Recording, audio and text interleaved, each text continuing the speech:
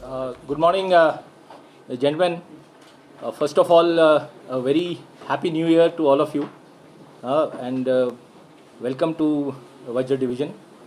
I wish you a very happy and prosperous 2022.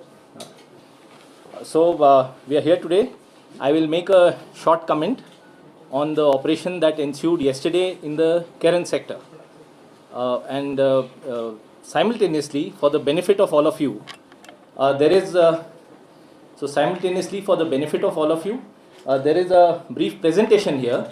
So you will also get to see some photographs which are coming up, and you can make note. The press release is probably with you already and will be given to you as well. And even these photographs will be shared with you later.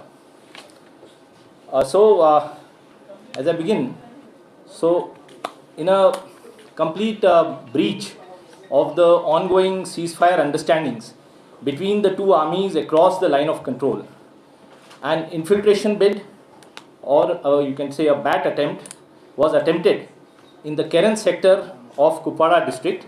This was yesterday on 1st of January. Swift action by the troops deployed at the line of control foiled the bid and eliminated the terrorist, later identified as Mohammad Shabir Malik, a Pakistan national equipped with weapons and ammunition and warlike stores. The incident site is located on the Pakistan side of our anti-infiltration obstacle system, what we call as the fence. Was kept under surveillance by the Indian Army to effectively counter any nefarious activity by the infiltrators or Pakistan Army. In complete breach of the ceasefire understanding arrived at between the two DGMOs, one armed intruder who was dressed in a Pathani suit and a black jacket, he was detected moving from areas under the control of Pakistan Army across the line of control at around 1500 hours yesterday. Ambushes were laid along the likely routes that could be adopted by the intruder, and movement was tracked and followed till about 1600 hours. The ambush was thereafter sprung at an opportune moment. You can see the place, and the photographs are being flashed of the area. And the infiltrator was eliminated once the ambush was sprung. The body of the slain infiltrator was recovered along with one AK-47 and large quantities of ammunition, including 7 hand grenades. The surveillance of the area is still in progress, denying any exploitation of the bad weather conditions prevailing in the area, and the operation is still ongoing. Incidentally, this route that was adopted by this infiltrator is akin to the one which was adopted on 4th April last year, which resulted in Op Rangdori Behek, where 5 terrorists were eliminated by the Indian Army.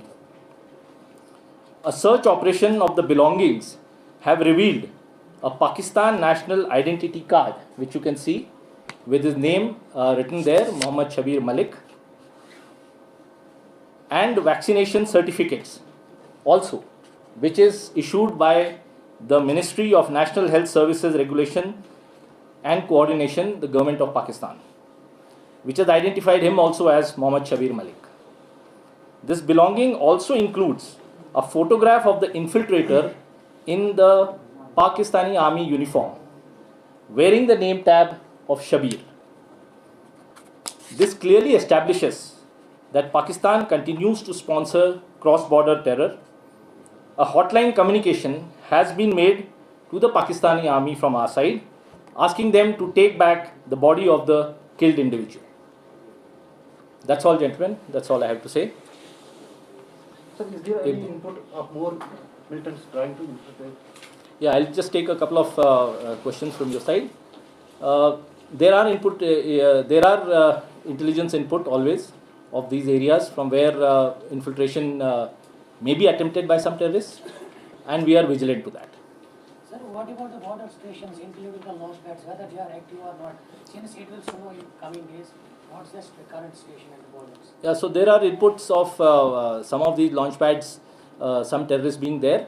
The situation is what you see with respect to the weather conditions and the snow conditions. You can see in the photographs as well what the conditions are, and these could be exploited as the snow comes in and as winter sets in greater quantities. The snow precipitation is more. However, till then, this is what is there. You have seen in the photographs as to how the terrain is and what kind of levels are there, which could be exploited, which could be attempted to be exploited. So how many militants are active? Yeah. I think we should restrict it to the current operation. I have given you the inputs. Most of it is there with you. I will share all this thing as well as a press release, whatever has been given, as well as the photographs. And you can make the most of what is there. I think it is crystal clear in whatever I have shown and told to you during this release. So I thank SSP Kuppada also for being here with us. Thank you very much.